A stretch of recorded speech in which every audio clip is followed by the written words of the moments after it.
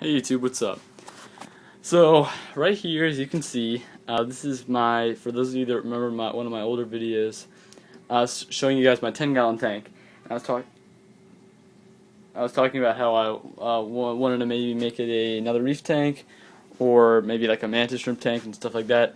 Well, I actually built this maybe 3 weeks to a month ago, and I just haven't showed you guys.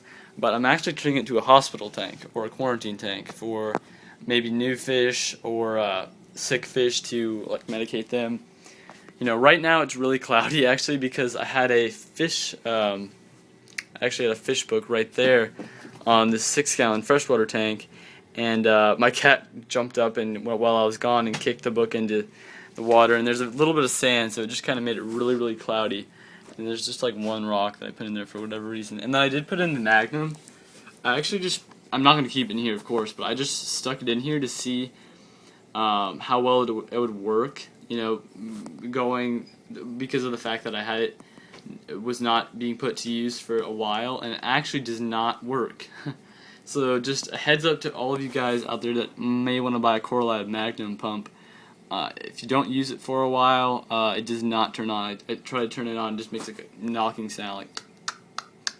And so that's really, I'm not happy about that because this pump's like $100, I believe.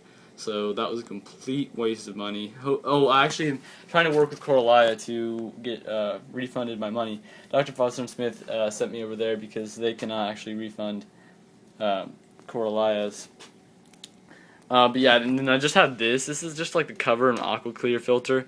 I just stuck it on here for whatever reason, just to keep things from like cats and stuff from falling in. I just put this light just there. And this is of course not complete at all, not in any way, shape, or form. I'm going to be adding a light, of course, a hood to keep fish from jumping out, an air-driven pump to keep it oxygenated, and just like I'm going to put in some PVC pipe for hiding places, because for hospital tanks, quarantine tanks, you're supposed to keep it sterile, the whole tank sterile, you know, just so you don't want bacteria and things populating everywhere, and like in the sand and live rock and stuff. But yeah, it's 10 gallons, and that's what it looks like. The reason I just set it up real quick was because oh, sorry about that. But yeah, what was I saying? Oh, right. The reason I set this up real quick was because my lawnmower blenny, actually in the 24-gallon there, he got really sick, and I don't know why. I will be, by the way, posting a video here on YouTube as an update for the 24-gallon real quick. But yeah, the lawnmower blenny actually started getting really skinny, and he was eating though great. He was acting perfectly fine. His behavior was completely normal, and yeah, again, he was eating. And all of a sudden, he was just getting skinnier, and I was trying to do everything I could. I was, I was adding supplements, like immune system boosts to his normal diet, and he just was getting worse and worse. And he eventually, so I set this up because I did have the 10-gallon lying around, so I set it up real quick in hopes of medicating him and getting him back to his, optimum health, because he was one of my favorite fish, and then he ended up actually. The day after I set this up, he ended up dying. I found him the next morning dead, which was really, I was not happy about that.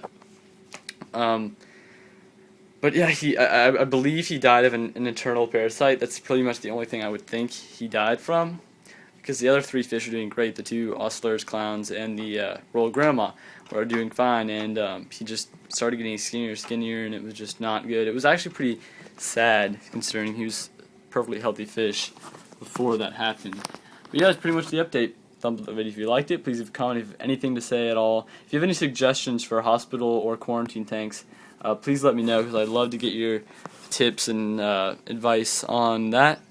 Your experiences with hospital tanks, with medicating fish, and maybe if you do know why the lawnmower blenny died in that tank, please let me know, because I'd love to know as to why he died. And subscribe if you haven't.